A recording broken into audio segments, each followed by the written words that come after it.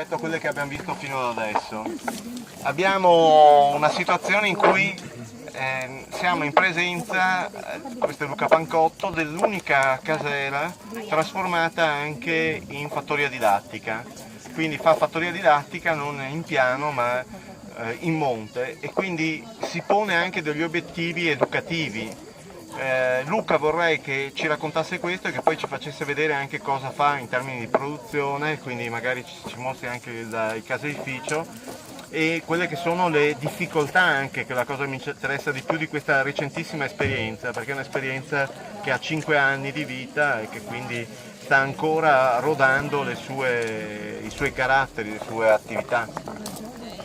Allora io cerco di essere più riassuntivo perché la storia sarebbe anche lunga da raccontare.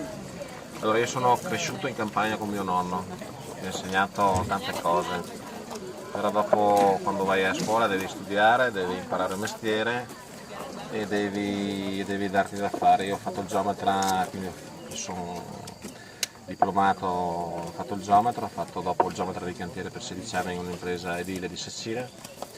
Però ancora prima di smettere, che ho smesso 10 anni fa, ho fatto per 16 anni geometra, ho comprato un trattore senza avere 1 metro quadro di terra, ho comprato dopo un po' di terra e quindi ho cominciato a fare il contadino.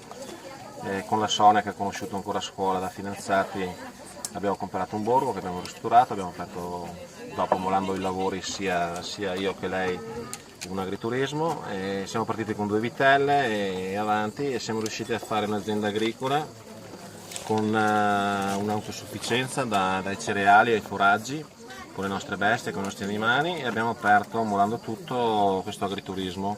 Noi siamo autosufficienti con tutte le nostre cose, produciamo un latte ottimo perché adesso siamo entrati anche nel PPL, le piccole produzioni locali, abbiamo un latte sanissimo, ci controllano sia i veterinari che l'associazione allevatori.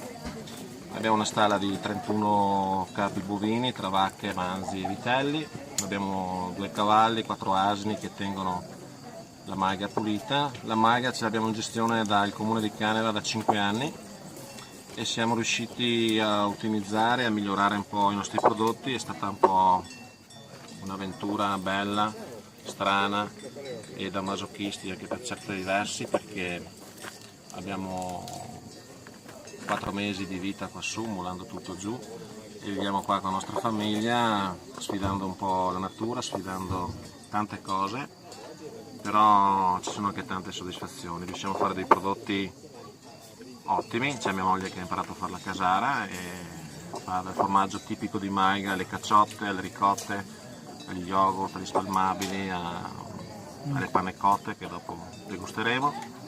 Io ho imparato anche a fare, oltre che il cuoco, il norcino, quindi ci facciamo i nostri salumi e abbiamo diverse soddisfazioni anche e soprattutto con la fattoria didattica, perché il mio sogno è quello di, le ho detto l'altro giorno a Moreno, di rovinare il sistema. Il sistema è seminare il germe ai giovani che prolifichi e che vada a contaminare altri giovani, perché l'uomo rimane e sarà sempre natura e animale.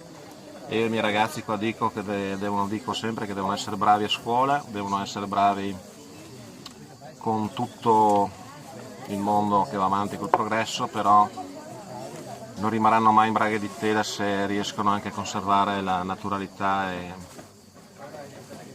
l'istinto animale che c'è dentro di noi, quindi dobbiamo essere sempre pronti alla guerra e alla battaglia. E secondo me dal successo che abbiamo e dal riscontro che abbiamo sono sulla strada, col mio popolo, sono sulla strada giusta per riuscire a rompere i piani a qualcuno, perché noi siamo sempre di più in difficoltà ad affrontare un'avventura, oltre che con natura, l'intemperie, soprattutto con chi va normale, che non capisce che cosa vuol dire convivere una scelta di vita così. Dobbiamo combattere contro tante cose e il dio denaro, perché per essere in vita devi sempre pagare tutto quello che ti arriva, devi sempre combattere chi va a fare cose che non servono e che si aggiungono su altre cose che ti portano indietro che invece che portare avanti. Però noi non molliamo mai e andiamo avanti con coraggio. Bene. Grazie.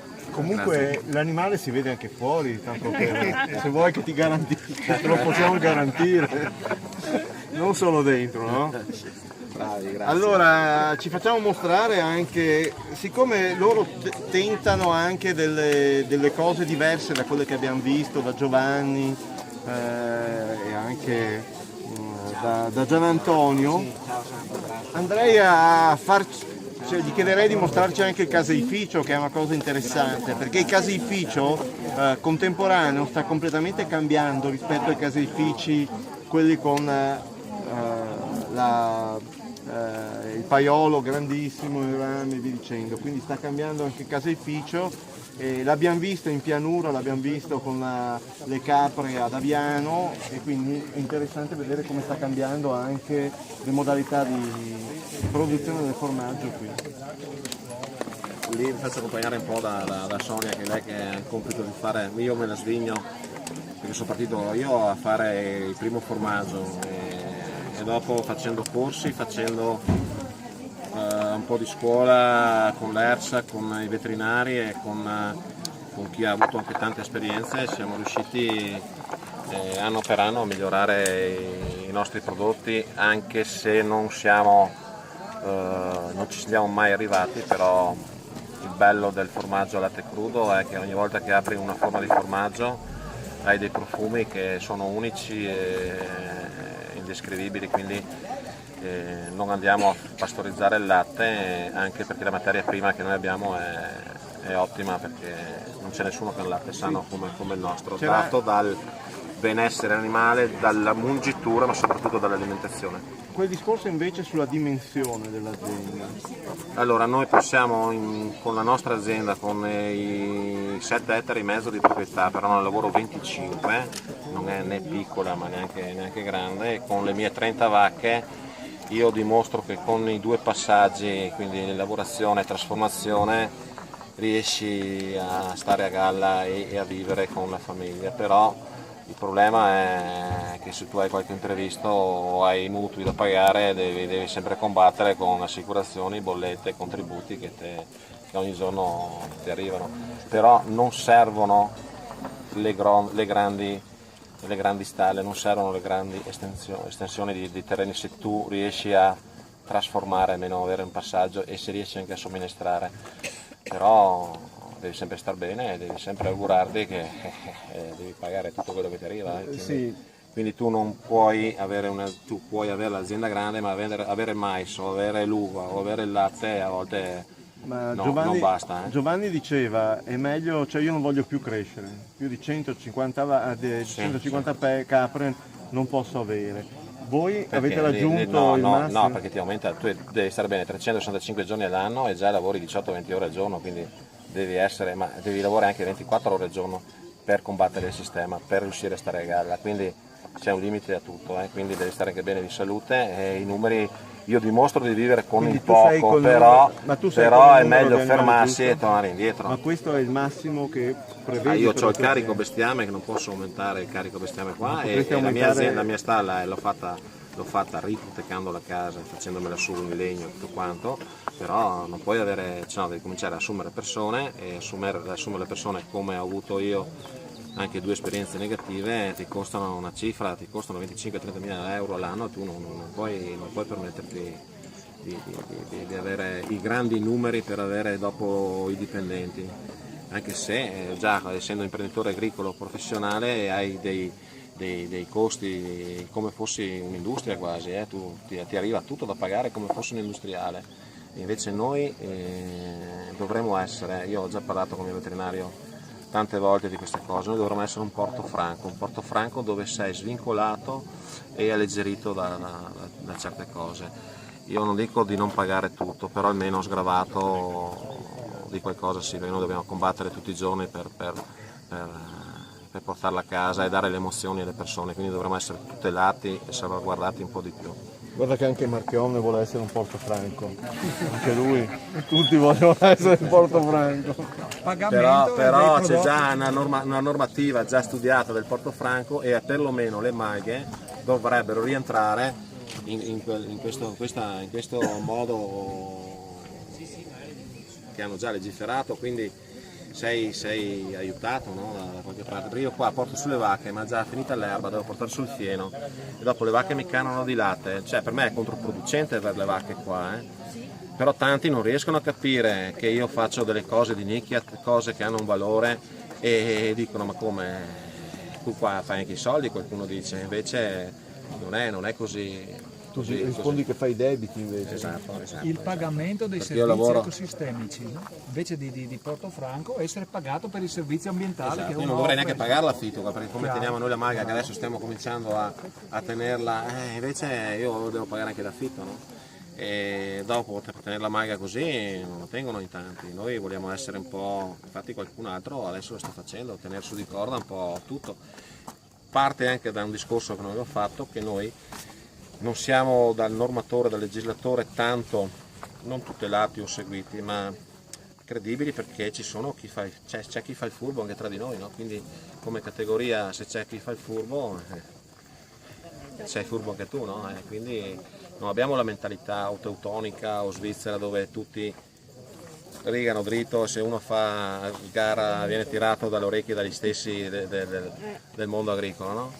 E quindi questo è un discorso che noi come mentalità facciamo un po' fatica a entrare dentro, di non fare il furbo, di fare le cose fatte con passione, fatte con un criterio, no?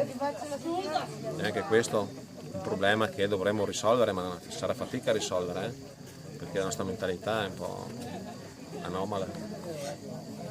Ce ne sono tanti che ragionano, anche se io posso sbagliare, il mio ragionamento magari è sbagliato, però tutto gran parte parte anche da qua, perché se tu fai i lavori seriamente, sei di categoria credibile, il normatore, il legislatore, il politico va a tutelarti, va a fare le cose fatte bene, come fanno in Tirolo, come fanno, cioè, tutti portano a casa e tutti vanno per tutti per uno, insomma, o uno per tutti, perché è così, dovrebbe essere così. Qua sei un po' ognuno per conto suo.